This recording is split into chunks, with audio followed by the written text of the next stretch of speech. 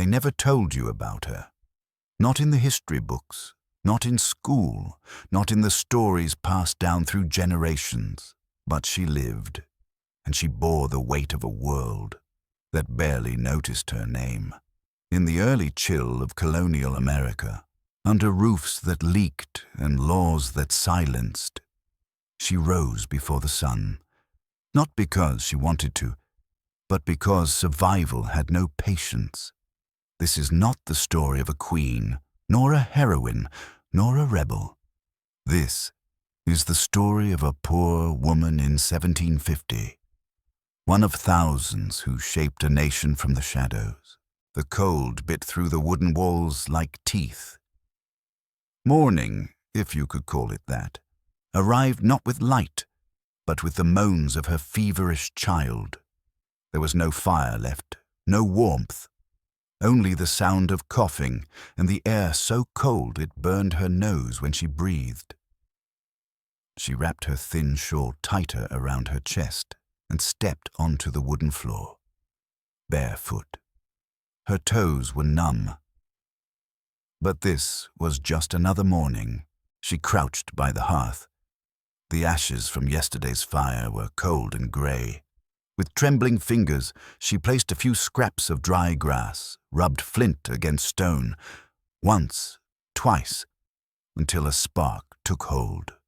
A flame flickered. A faint warmth whispered back into the room. This fire wasn't just for heat. It was for the porridge, for the child, for hope. There was no time to pray. This was survival, and survival did not wait. She stirred the pot slowly. The porridge was thin, almost grey. No milk, no butter, just yesterday's oats and water. She spooned it carefully to the child's lips. He was pale, sweaty. His cough shook his tiny frame. She whispered softly, "Eat, my love. Just a little." 2 of her babies had died before their second birthdays. This one might be next. But she did not cry. Not now. Not in the cold. There was no room for tears, only silence and endurance.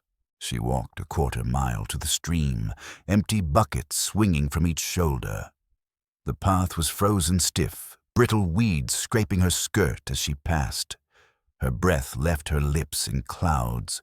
Her fingers, raw from cold, gripped the wood until they ached. Reaching the stream, she broke a thin layer of ice with a stick. The water stung her wrists as she filled both buckets. They were heavy now, pressing against her knees as she made her way back uphill. In the cabin, she poured them into a basin and knelt down to scrub. There was no soap, only ashes, lye, and her tired hands. Her husband's shirt, stiff with old sweat. Her only apron, patched so many times it was more stitching than cloth. No one thanked her. No one noticed. When her own chores were done, she walked across the frozen fields to the landowner's farm. Inside the barn, it smelled of animals and wax.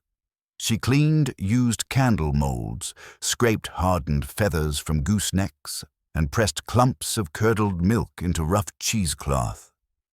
The lady of the house passed by once, said nothing.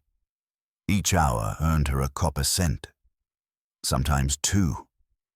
It was barely enough for salt. If she saved, maybe a lump of soap by the month's end. Her hands cracked, the skin split open in winter, but she wiped them clean on her skirt and kept working. Because if she didn't, her children wouldn't eat. The fire had burned low. Outside, the wind howled between the trees, but inside, she sat close to the hearth, needle in hand.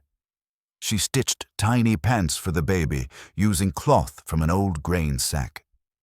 She patched her apron again, the same spot she had mended last month. Her back hurt, her fingers bled from the needle's prick, but still, she sewed, because morning would come again, and clothes don't fix themselves. Her child shifted in sleep beside her. The fire cracked softly. No one saw this moment, but it mattered. This was how women survived. She had no last name, at least not one the court would honor. Her birth was never registered, her marriage never recorded.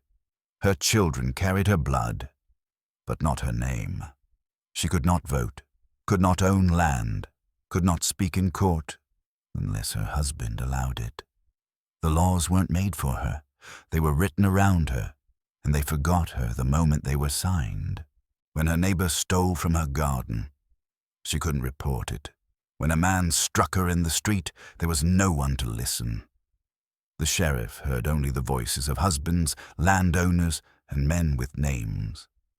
She was none of these, so she stayed quiet, bit her tongue, and learned that in this world, survival meant silence, not justice.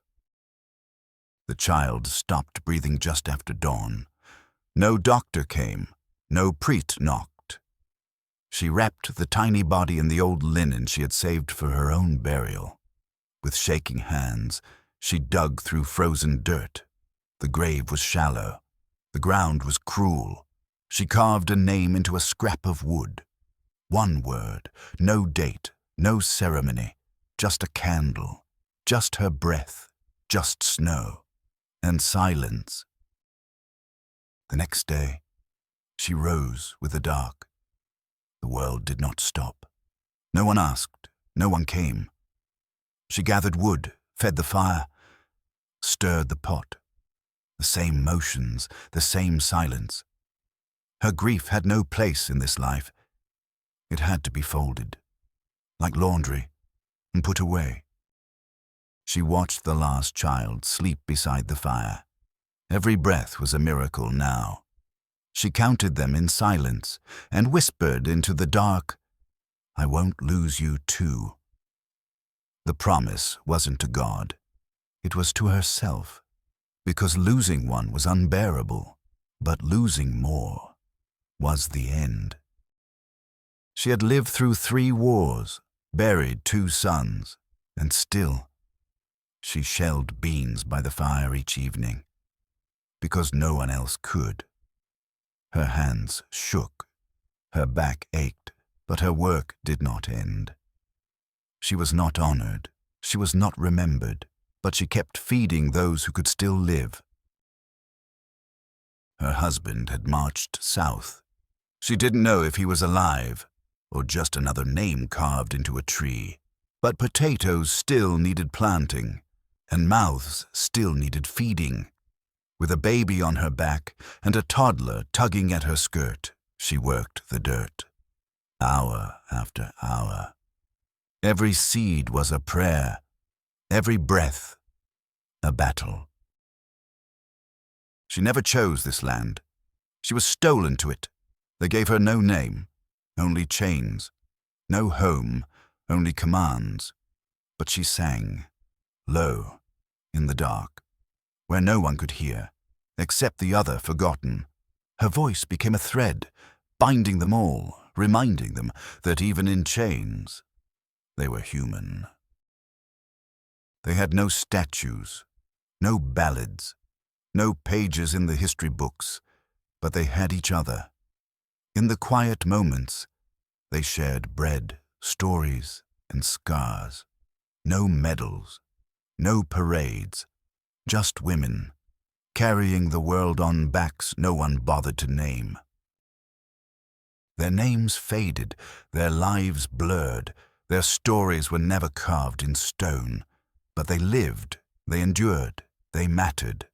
They are history, the kind no one tells. Until now, their stories were almost lost.